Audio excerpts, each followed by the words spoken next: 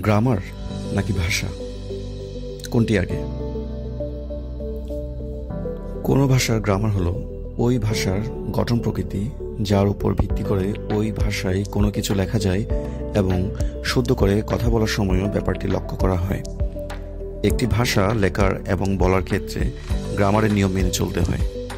আর একটি ভাষা শেখার উদ্দেশ্য হলো আমরা যাতে আমাদের প্রাত্যহিক জীবনে ওই ভাষা ব্যবহার করতে পারি এবং আমাদের দৈনন্দিন যে চাহিদা সেটা মেটাতে পারি।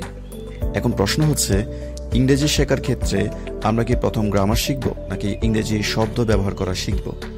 আমাদের দেশে অধিকাংশ ক্ষেত্রেই দেখা যায় আমরা ইংরেজি গ্রামার দিয়ে ইংরেজি শেখাটা শুরু করি।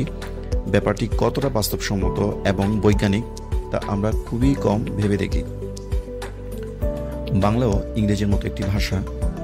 একটা শিশু যখন বাংলায় কথা বলে তখন সে কি পদ, কারক, সমাস, প্রত্যয় ইত্যাদি খেয়াল রেখে কথা বলে নাকি সরাসরি ভাষা ব্যবহার করে? বাস্তবতা হলো শিশুটি এসব কিছুই জানে না। সে সরাসরি ভাষা ব্যবহার করা শুরু করে এবং এটিই স্বাভাবিক। আর তার চারপাশ থেকে শুনে শুনে সে যে ভাষাটা আয়ত্ত করে সেটাই কিন্তু সেই খুব সাবলীলভাবে বলে। সারা জীবনেও সে ব্যাকরণ না জেনে কিন্তু বাংলা ভাষা সুন্দরভাবে ব্যবহার করতে পারে। তার অর্থ কী দাঁড়াচ্ছে? আমরা গ্রামার না শিখেও বাংলা ভাষা শিখতে পারি। একইভাবে একটি অশিক্ষিত ছেলে কিংবা একটি মেয়েকে ইংরেজি ভাষাভাষী একটি দেশে যদি পাঠিয়ে দেওয়া হয়, কয়েক বছরের মধ্যে দেখা যাবে উক্ত ছেলেটি কিংবা মেয়েটি অনর্গল ইংরেজি ভাষায় কথা বলে যাচ্ছে। সে কিন্তু জানে না কোনটি কর্তা, কোনটি কর্ম কিংবা তার যে গ্রামারের যে রুলস, সে কিন্তু কোনো কিছুই জানে না, কিন্তু সে তার প্রয়োজন মেটানোর জন্য প্রয়োজনীয় যে ভাষা সেটা খুব সুন্দরভাবে বলতে পারছে।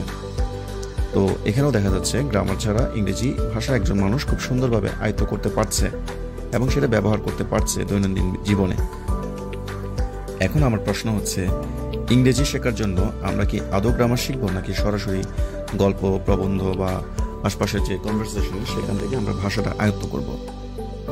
শিক্ষকতা জীবনে দেখেছি এবং এখনও দেখে যাচ্ছি, কিছু ছেলে মেয়ে ইংরেজি পড়তে আসে এবং অনেক ছাত্রছাত্রী ইংরেজি শিখতে এসে প্রথমে বলে, স্যার আমি গ্রামারে খুবই দুর্বল, আমাকে প্রথমে গ্রামারটা শিখিয়ে দিন, বাকিগুলো আস্তে আস্তে আমি শিখব। ছাত্রছাত্রীদের অভিভাবকগণ বলে থাকেন, ও গ্রামার একটু দুর্বল, গ্রামারটা ভালো করে বুঝিয়ে দিবেন যাতে পরীক্ষায় ভালো ফলাফল করতে পারে।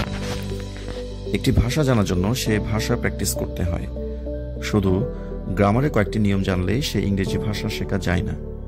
এই ব্যাপারটি যেভাবে বুঝতে চায় না ছাত্রছাত্রীরা, ঠিক তেমন তাদের অভিভাবকরাও এটা বুঝতে চায় না। শুধু গ্রামার শিখে যে ইংরেজি বাস্তব জীবনে ব্যবহার করা যায় না, তার বাস্তব প্রমাণ হচ্ছে আমাদের দেশের সব গ্র্যাজুয়েট এবং মাস্টার্স ডিগ্রিধারীজন বাধ্যতামূলক বিষয় হিসেবে ইংরেজি পড়ছেন অনেক বছর ধরে।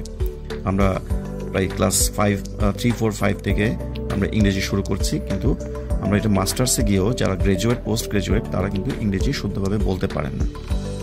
এই দায়টা কার?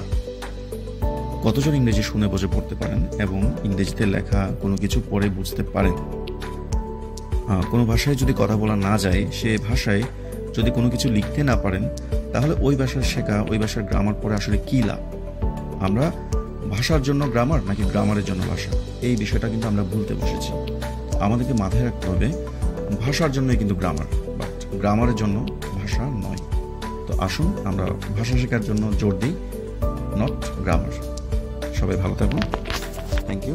আসসালামু আলাইকুম।